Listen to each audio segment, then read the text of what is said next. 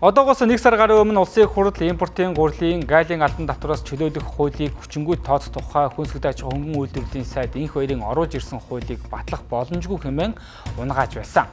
Тэгвэл ердөө 1 сарын дараа улсын их хурл уг шийдвэрээс ухарч импортын гурилдаг гайлын албан татвараа ноогдуулах нь зөв гэж шийдлээ. Өөрөөр хэлбэл улсын их хурлын гишүүдийн шийдвэр ердөө 1 сарын настай байна. За 2025 оны 5 дугаар сарын 16-ны өдөр Монгол Улсын их хурл импортын гурилд гайлын албан татвар ногдуулахгүй байх нь зөв гэж шийдвэрлэв. Газар тариалангийн суур болсон үндсэн таримл болсон Улаанбуудaan таримлыг тариулахгүй байх бодлогыг их хурл батлав. Ахаад хэлээ, энэ бол Монгол Улсын үндэсний эрх ашигаас урвсан үйлдэл. Маш хортой шийдвэр.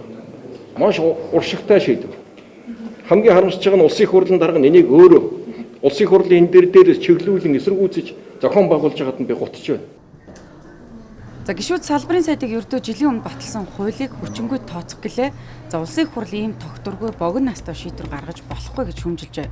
За түүнчлэн гурил үйлдвэрлэлийн салбарт дотоодын үйлдвэрлэл эрхлэгчдийн монопол, олигопол байдал үргэлжилсээр байна. За иймд Хятад, Орос, Солонгос зэрэг гадны орны чанартай хямд үнэтэй гурилыг хилээр татваргүй оруулж ирэх нь зөв. За иргэд хямд үнэтэй гурил идэх эрхтэй хэмээн шүүмжилж байсан юм а.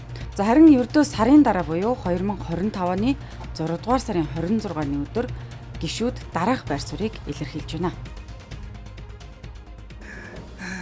Би бас энэ процесс дээр санал нийлэхгүй байгаа. Тийм. Ийм байх ёсгүй шүү дээ. Одоо нэг шийдвэр гаргачаад нөгөөдхөө эргэж буцаад ээж болохгүй шүү дээ.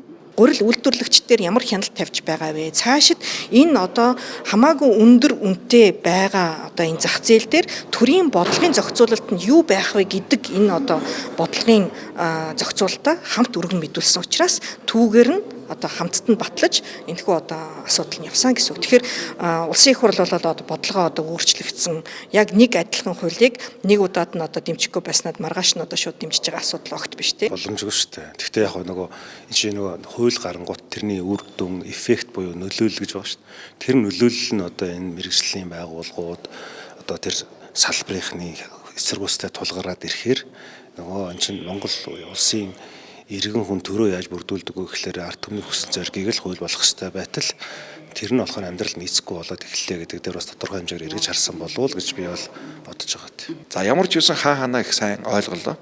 Салбарын талаарх ойлголт ард түмчтэр, улс төрийн төвчнөр их сайн ойлголоо. Хаа ханаа алдаа оноогоо сайн хилцэж нэг ярилцлаа.